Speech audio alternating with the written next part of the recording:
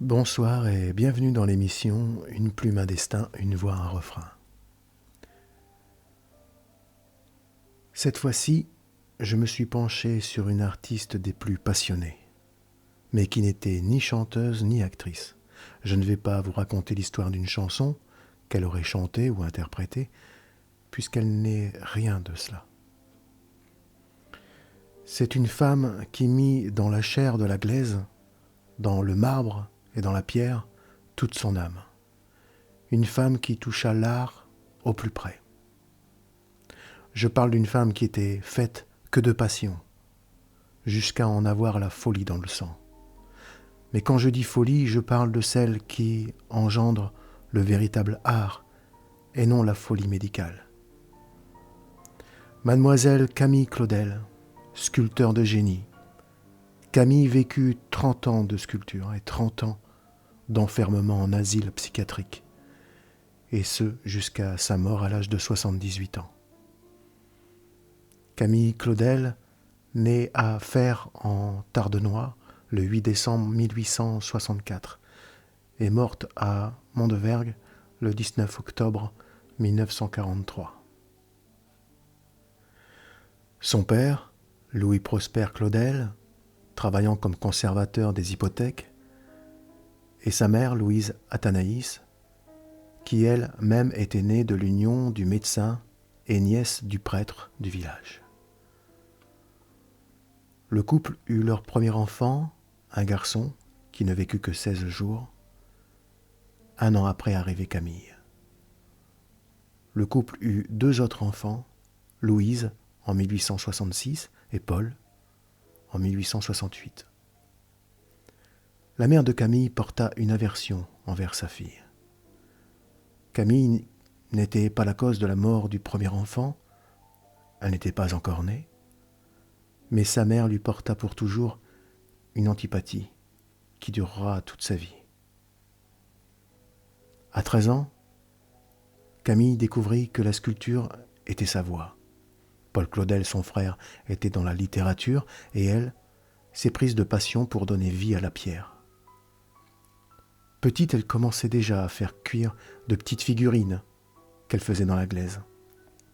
Cette passion innocente devenait une discipline. Elle excella.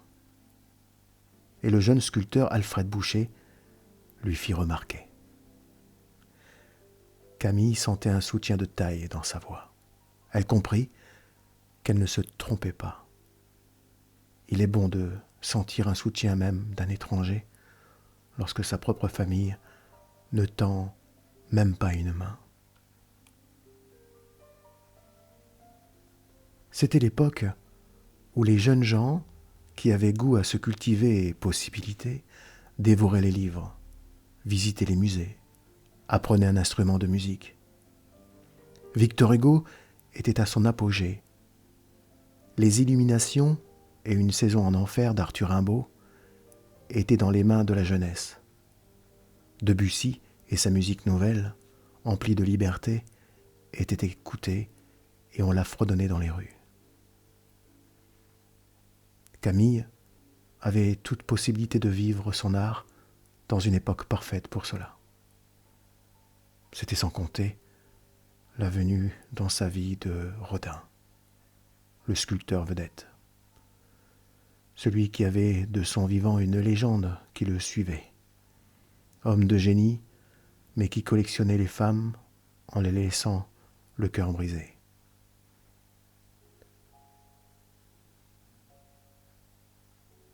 Camille demanda au maître s'il donnait des cours. Elle qui n'en avait guère besoin, Rodin n'accepta pas. Il la prit dans son atelier comme petite main. Il était en pleine préparation de la porte de l'enfer. C'est alors que Camille comprit qu'elle n'était pas à sa place. Elle prit congé pour se consacrer à ses œuvres. Elle n'aima pas la façon de travailler d'Auguste Rodin. Elle cherchait la matière première, la dégrossissait, elle-même au burin, ciselait, ponçait.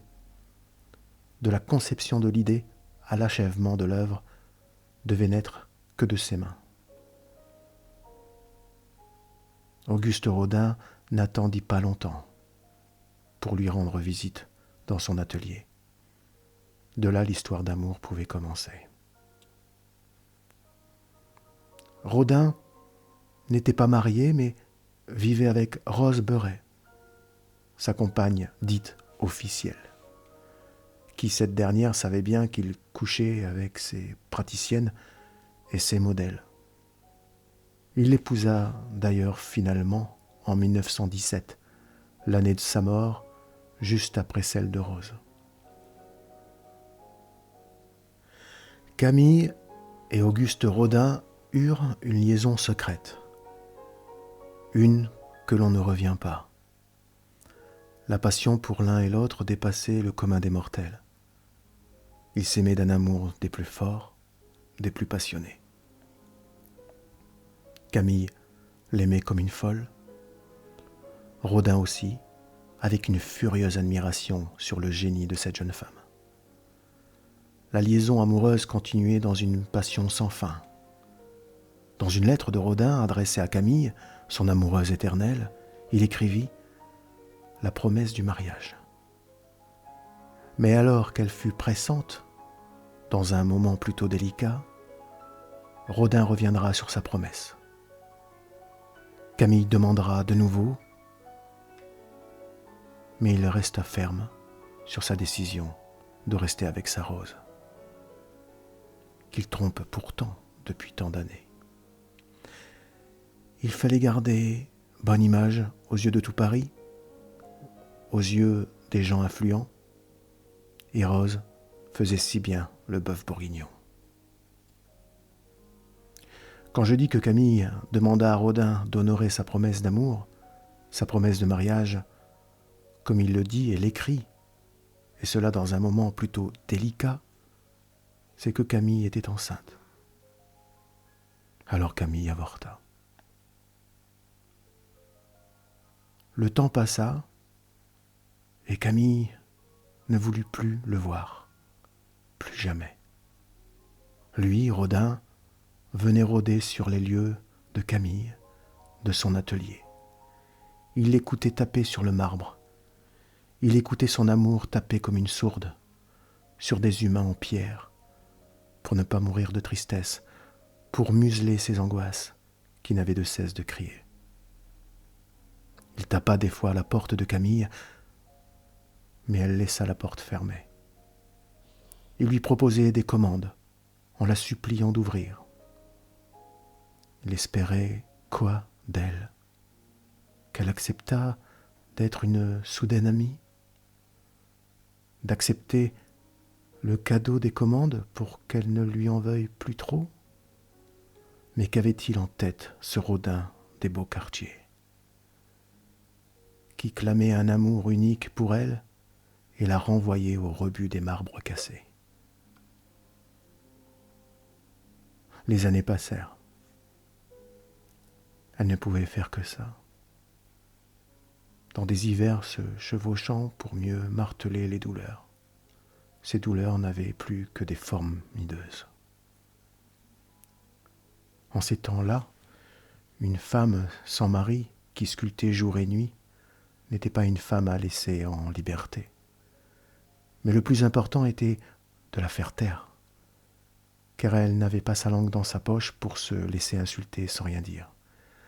Elle montrait son talent dans ses œuvres, et le Paris pensant pensait tout haut, et Rodin était en train d'avoir sur sa légende des ombres qui entachaient sa lumière, lui qui reçut la médaille de chevalier de la Légion d'honneur. Quant à son petit frère, Paul Claudel, devenu ambassadeur, diplomate, apposa lui aussi sa signature à côté de celle de sa mère et du docteur pour l'interner dans un asile psychiatrique.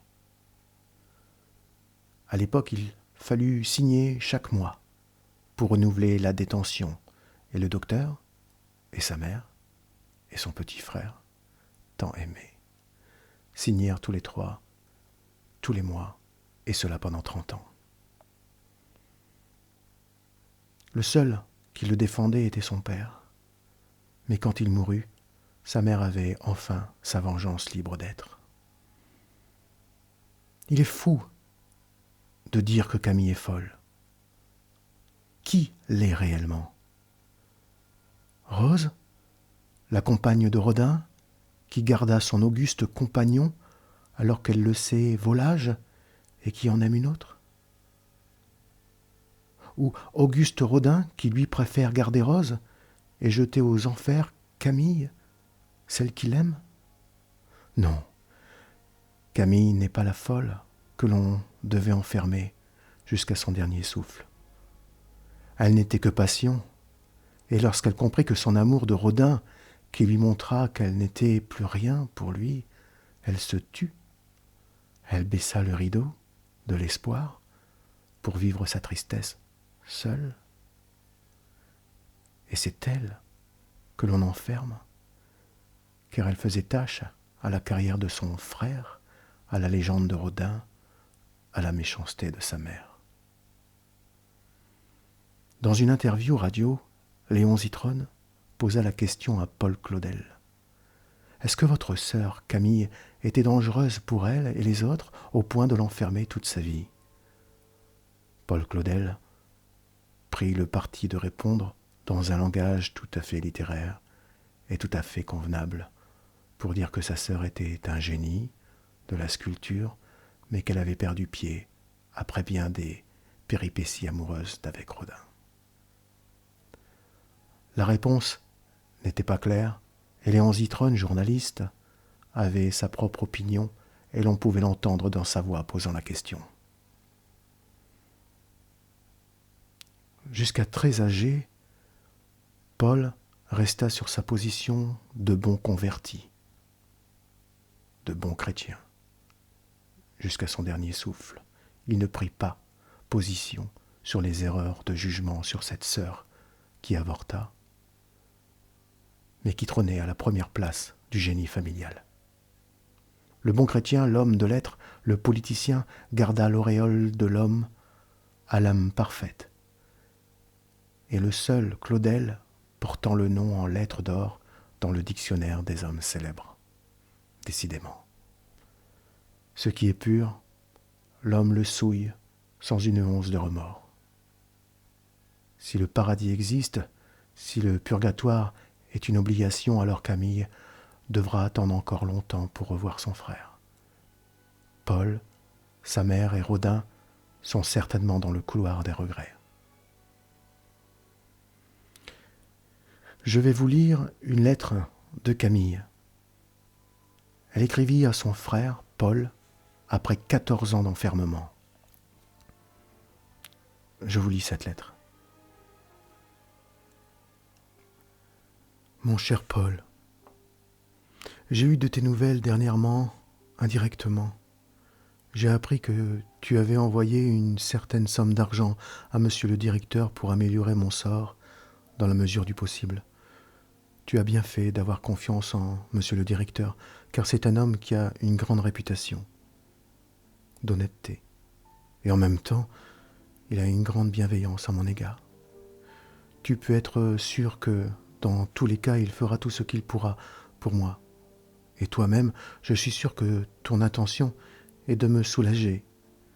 Tu fais de bien gros sacrifices pour moi, ce qui est d'autant plus méritoire de ta part que tu as des charges extraordinaires de tous les côtés. 5 enfants, et que de frais, que de voyages, que d'hôtels à payer. Je me suis demandé souvent comment tu peux en venir à bout. Il faut que tu aies la tête solide pour gouverner les choses avec tant d'intelligence et d'en venir à bout, de triompher de toutes les difficultés. Ce n'est pas moi qui serais capable d'une chose pareille. Ton intention est bonne, et aussi celle de Mons, le directeur, mais dans une maison de fous, les choses sont bien difficiles à obtenir. Les changements sont bien difficiles à faire, même si on le veut. Il est bien difficile de créer un état de choses supportable. Il y a des règlements établis, il y a une manière de vivre adoptée pour aller contre les usages c'est extrêmement difficile. Il s'agit de tenir en respect toutes sortes de créatures énervées, violentes, criardes, menaçantes. Il faut pour cela un ordre très sévère, même dur à l'occasion, autrement on n'en viendrait pas à bout. Tout cela crie, chante, gueule, à tue-tête, du matin au soir, du soir au matin. Ce sont des créatures que leurs parents ne peuvent pas supporter tellement elles sont désagréables et nuisibles. Et comment se fait-il que moi, je sois forcé de les supporter? Sans compter les ennuis qui résultent d'une telle promiscuité, ça rit, ça pleurniche, ça raconte des histoires à n'en plus finir avec des détails qui se perdent les uns dans les autres. Que c'est ennuyeux d'être au milieu de tout cela. Je donnerais 100 000 si je les avais pour en sortir de suite. Ce n'est pas ma place au milieu de tout cela. Il faut me retirer de ce milieu. Après 14 ans, aujourd'hui, d'une vie pareille, je réclame la liberté à grands cris. Mon rêve serait de regagner tout de suite Villeneuve et de ne plus en bouger. J'aimerais mieux une grange à Villeneuve qu'une place de première pensionnaire ici. Les premières ne sont pas mieux que les troisièmes, c'est exactement la même chose. Surtout pour moi, qui ne vis que de mon régime. Il est donc inutile d'augmenter les frais à ce point. L'argent que tu as envoyé pourrait servir à payer la 3e classe. Ce n'est pas sans regret que je te vois dépenser tout ton argent dans une maison d'aliénés. De l'argent qui pourrait m'être si utile pour faire de belles œuvres et vivre agréablement. Quel malheur! J'en pleurerais. Arrange-toi avec monsieur le directeur pour me remettre de 3e classe, ou alors retire-moi tout de suite d'ici. Ce qui serait beaucoup mieux. Quel bonheur si je pouvais me retrouver à Villeneuve. Ce joli Villeneuve qui n'a rien de pareil sur la terre. Il y a aujourd'hui 14 ans que j'eus la désagréable surprise de voir entrer dans mon atelier 2 sbires armés de toutes pièces, casqués, bottés, menaçants en tout point. Triste surprise pour un artiste au lieu d'une récompense. Voilà ce qui m'est arrivé. C'est à moi qu'il arrive des choses pareilles, car j'ai toujours été en but à la méchanceté. Dieu, ce que j'ai supporté depuis ce jour-là, et pas d'espoir que cela finisse.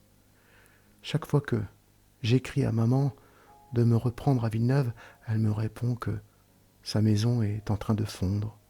C'est curieux à tous les points de vue. Cependant, j'ai hâte de quitter cet endroit. Plus ça va, plus c'est dur. Il arrive le temps de nouvelles pensionnaires. On est les unes sur les autres. Foussis, comme on dit à Villeneuve. C'est à croire que tout le monde devient fou. Je ne sais pas si tu as l'intention de me laisser là, mais c'est bien cruel pour moi. On me dit que tu vas revenir pour le mariage de ta fille le 20 avril. Il est fort probable que tu n'auras pas le temps de t'occuper de moi. On s'arrangera pour t'envoyer encore à l'étranger, faire des conférences.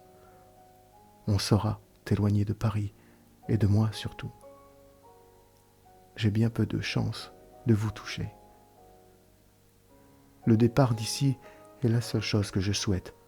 Aucune modification ne peut me rendre heureuse ici. Il n'y a rien de bien de possible. Nous avons eu un hiver terrible. Du Mistral. Sans arrêter pendant 6 mois.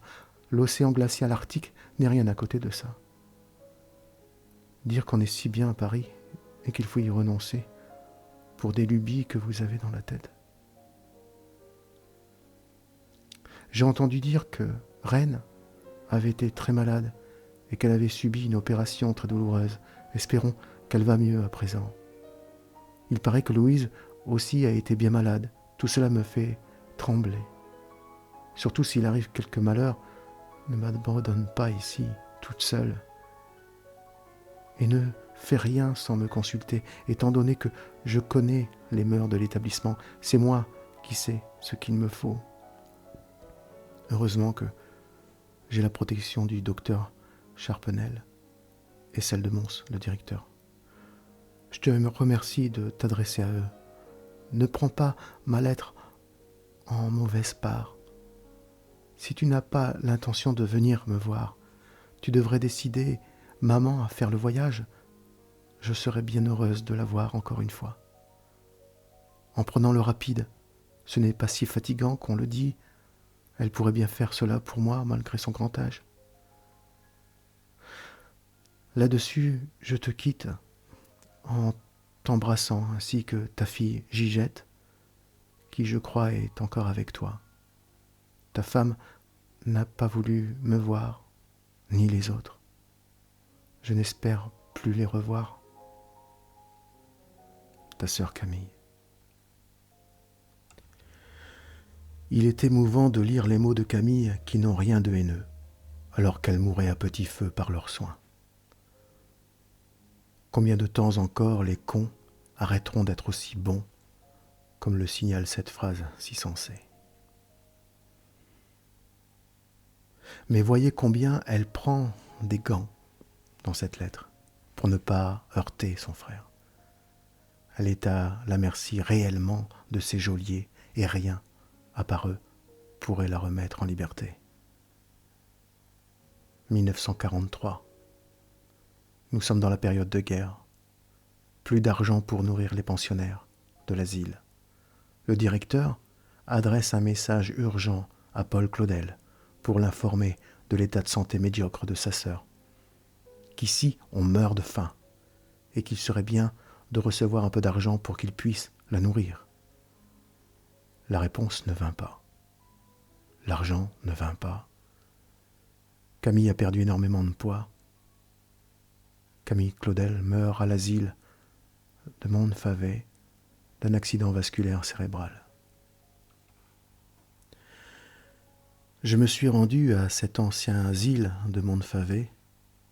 Un froid glacial vous envahissait. On sent une lourdeur et ce calme presque dérangeant. Une pancarte est visible au devant de l'entrée de cet ancien mouroir. Une pancarte qui montre la fierté d'avoir été le lieu où Camille vécut, si l'on peut dire vivre, et où elle finira son calvaire. Ce génie de femme travaillait des œuvres que l'on peut admirer, des silhouettes, des visages, des bustes, des groupes de personnages, des enfants, des vieillards, des hommes robustes, des révoltés, des hommes dans des mouvements de liberté. Elle donnait dans ses sculptures un déséquilibre voulu pour montrer toute la fragilité de l'être et provoquer chez celui qui le regardait une envie de croire, de voir le mouvement prochain. Le déséquilibre voulu faisait voir son pas prochain comme une marche imaginaire que l'on devine sans forcer. Elle était révolutionnaire en son temps, comme Debussy avec sa musique, comme Arthur Rimbaud avec son bateau ivre.